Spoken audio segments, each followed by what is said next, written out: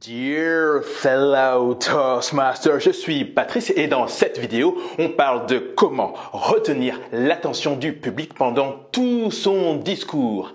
Parce que oui, parler en public c'est une chose, mais parler en public avec l'attention du public et pendant tout le long du discours, c'est une autre chose. Il existe des méthodes, des approches, des techniques pour capter l'attention de l'auditoire dès le début de son discours. Par exemple, dans son introduction, on peut s'appuyer sur une belle citation, une statistique, une question, un sondage.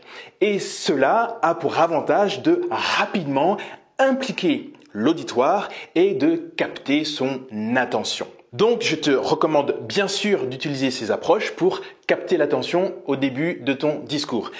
Mais prends garde, cela est parfois insuffisant pour maintenir l'attention de l'auditoire pendant tout le long de ton discours. Dans cette vidéo, je partage avec toi une approche qui va justement te permettre de garder, de conserver, de maintenir l'attention du public jusqu'à la fin de ton discours. Il n'y a pas très longtemps, j'ai lu un livre qui s'appelle Persuasion d'un certain Robert Cialdini qui parle de techniques, de méthodes de persuasion de son audience, de son client, de son auditoire.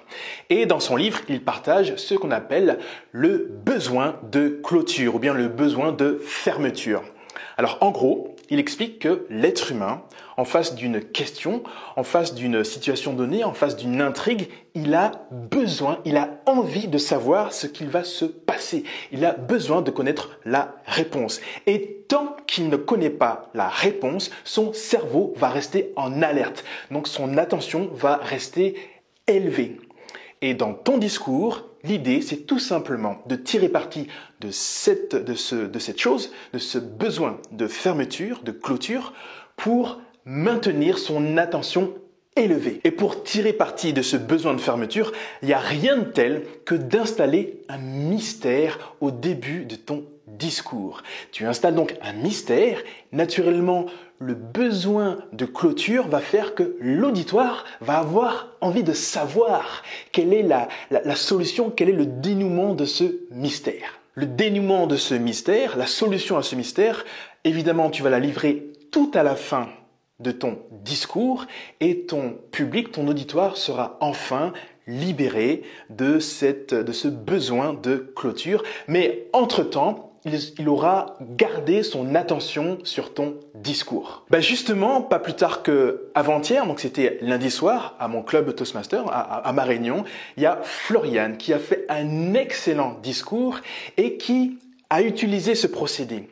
Alors en gros, elle a commencé son discours en disant qu'elle allait nous livrer trois informations, 2 informations vraies et 1 fausse.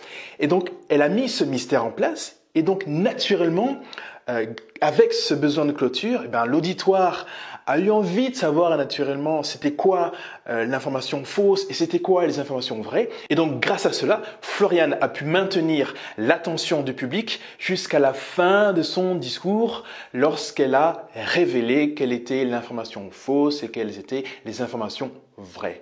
Donc pour conclure cette vidéo, je t'invite à tirer profit de ce besoin de clôture pour installer au début de ton discours une intrigue, un mystère, et ne donne la réponse qu'à la fin de ton discours. Comme ça, pendant tout au long de ton discours, ton public attend la réponse, attend le dénouement et son attention est à son comble. Cette vidéo est maintenant terminée. N'hésite pas à liker, à commenter, à partager. Tu peux également t'abonner à cette chaîne pour ne pas rater mes prochaines vidéos. En complément, tu peux recevoir mon guide dans lequel je partage mes 10 meilleurs conseils pour profiter au maximum de Toastmasters afin de progresser plus rapidement.